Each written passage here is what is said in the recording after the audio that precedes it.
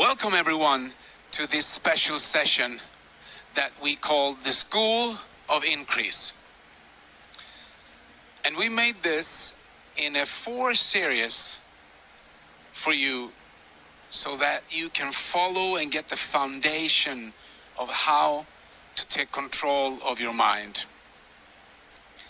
Because we know there's a lot of you out there that just recently joined and haven't been part of Sunday school or anything else. So we want you to get the foundation. Because have you ever wondered, like I did, like I still do, why is it that many people get tremendous success and some people never succeed in anything they do? And many years ago, I met my mentor and he told me, as I didn't understand back then, but he said, Peter, you can have almost anything you want in life if you just change the way you think. And then he stated, to think is to create. And if you're now smart and you have a piece of paper and a pen and you take notes, I will write down that to think is to create. And in this series, we'll go through how to set goals and how to overcome fear, because fear is the denominator for failure. And 95% of most people, they based their decisions based out of fear. Why is that? So we'll go through this in a couple of minutes here and give you the foundation on how everything works. So this is the thing. We all think. We all have a brain. And the thing is that we got this for free. We got a mind that is so powerful that it can change currencies all over the world. A mind that's so powerful that could be your best friend, but it can also be your worst enemy. And this is how it works. You know, most motivational speakers, they talk about positive thinking. That's all good, because it's a good start with thinking positive. But they never talk about the foundation, which we'll go through here today. So how does it work? Well, we have a mind, a brain that is divided up in 2 pieces. No one really knows where it's actually at, because they call it the conscious mind and the subconscious mind. And it works like this. We have senses. So we have eyes to see with, we have ears to hear with, and we smell. So we have the 5 senses, which we kind of use every day since we were born to read off the day. So when we were small, we look at our parents and we see what they are doing and we try to copy them. And that is basically how it works. So we use our senses every day to read the day we're in, because we can't live in yesterday, we can't live in tomorrow, so it's only now. And that's also the key of success, to try to live in the now. Anyway, so we read the day with our senses. And they say that we have 60,000 thoughts a day. 60,000 thoughts, that's a lot. And those thoughts, they kind of create the movie of your life. So you read with your senses. So where are those thoughts end up? Because I just told you have a conscious mind, which is those senses. You read the day with your conscious mind. This is here and now. And you program your subconscious mind with those thoughts. So your subconscious mind is kind of a tape recorder in the old days, and nowadays it's actually a hard drive.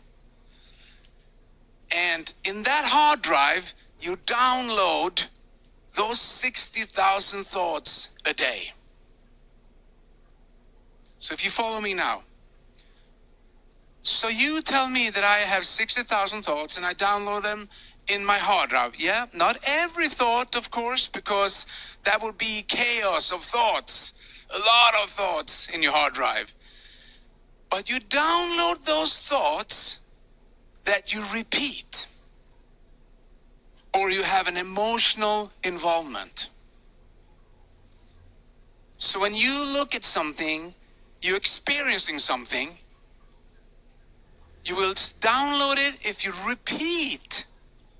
So if you look at something many times, your subconscious will go, okay, I get it. Yes, that's how it is. That's how it works. And this great example, because from the world of sports, for instance, they say that you have to do a certain movement 10,000 times before you learn that movement for real. Like in ice hockey, because I know ice hockey a little bit, you have to do 10,000 skates before you even can skate, 10,000 strokes if you're going to try to shoot the puck, and so on. And I think that applies for everything. We have to do stuff a lot of times before we get it, and then we get good at it. So why all this talk about the conscious mind and the subconscious mind? Well, the conscious mind, people think that they actually make their decisions during a day, but they don't. You don't make your decisions with your conscious mind. 95% of all your decisions is made in your subconscious mind. Wow. Did you take that note? 95% of all your decisions, if you're going to say no to something, if you're going to say yes, if you're going to agree, that is made in your subconscious mind. So it works like you live this life from where you were born, you gather information, what you should think about things. That is called the core belief system. That is what you really think about things. You can try to fool yourself, but your core belief system is all those thoughts programmed into your subconscious mind up until today. And that made it very clear to me when I realized that I was never taught in school how to set goals or how to motivate myself or how to think positive. It was never about that until I met my mentor.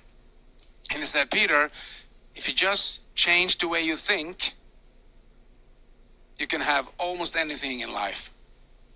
And I was a chaos on two legs. I was a wreck. So if I can do it, you can do it. You just have to have that urge to change. Anyway, so back to the conscious versus the subconscious mind. If 95% is made in the subconscious mind, that's where we need to change. And how do we do that? That's the question. How do we change it? Well, there's only two ways. Listen and read. So, listening and reading. So if you have a certain set of values, what do you think about things? Probably someone else put that inside of you, not you.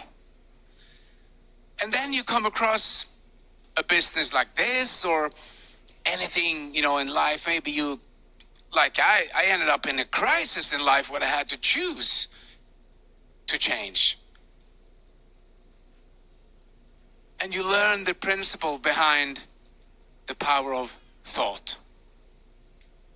So when we start changing our subconscious mind, because we have a hard drive of opinions, what we should think about stuff, anything in life. If we want to change that core value that we have, we need to start putting some new information inside. And that takes time.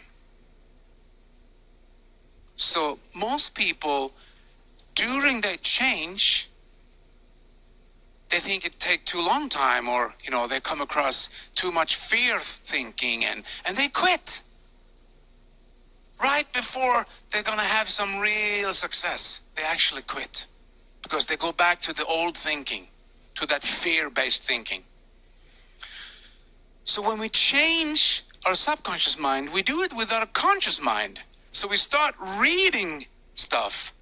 What should we read? Well, read biographies of successful people, or read books where they talk about principles, or listen to people who have done something. They can tell you how to do it.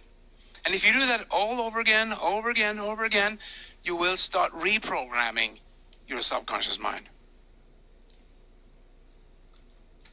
And if you have an emotional involvement, it's even better. That's why we talk a lot about goals. And that's why most successful people set goals. Because I think 95% of the population never set any goals for themselves. So where are you going if you don't know where you're going? Nowhere. But those goals can also trigger your energy. When you tell your subconscious mind that, for instance, you live in a small apartment and you want to move into a house or a bigger apartment or somewhere else, and you start looking at a picture that you really want, and you look at it every day and say, one day I'm gonna live there. One day I'm gonna buy that house or that apartment or wherever that is. And you start repeating that. And you're putting some new pictures inside. Your conscious mind will go like, okay, I understand. And it will make stuff easier for you to achieve that goal. It's not only about programming your subconscious mind, but it's a big foundation. Of course, you need to take action. You need to go out and, hassle. You need to do stuff out in the world, of course. But this is the basic foundation. It's also interesting how it works, because if you look at your conscious mind versus your subconscious mind, if 95% of all decision making is in the subconscious, where you put stuff in. You put stuff in all the way up to today, and then if you make your decision to change, because if you don't change, you will have the same things that you already have today. So if you want something new, you need to change.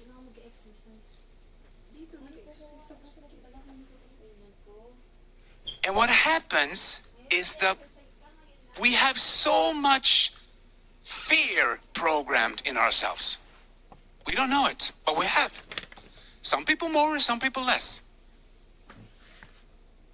But fear is what kills everything. You got to get rid of the fear. And we don't even know that we have it. So look at it this way. Since we think, we read the day with our senses, so you read a book, and a problem occur. And that problem makes you scared. Like, wow, what's going to happen now? And fear is just a feeling that someone else put in there. Because there's nothing to be scared about.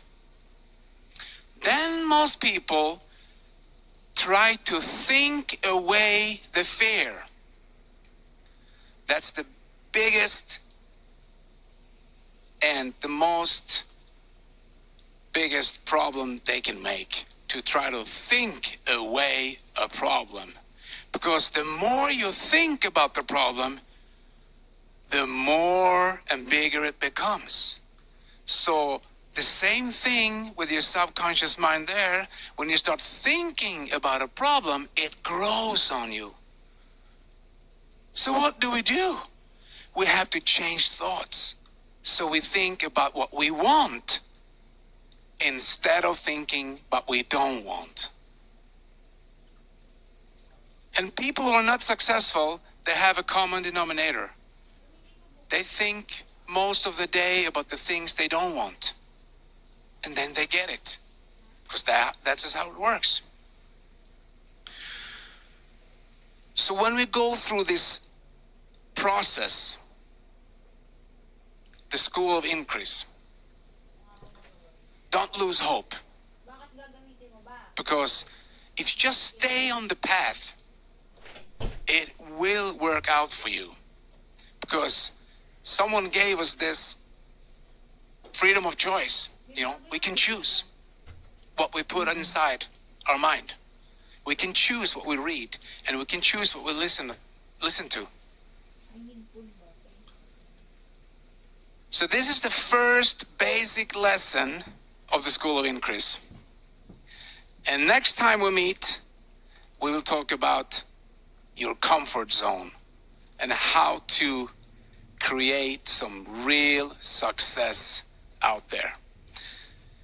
So guys, if you do this, your best of your life will be the rest of your life, because you're not who you think you are who you think you are.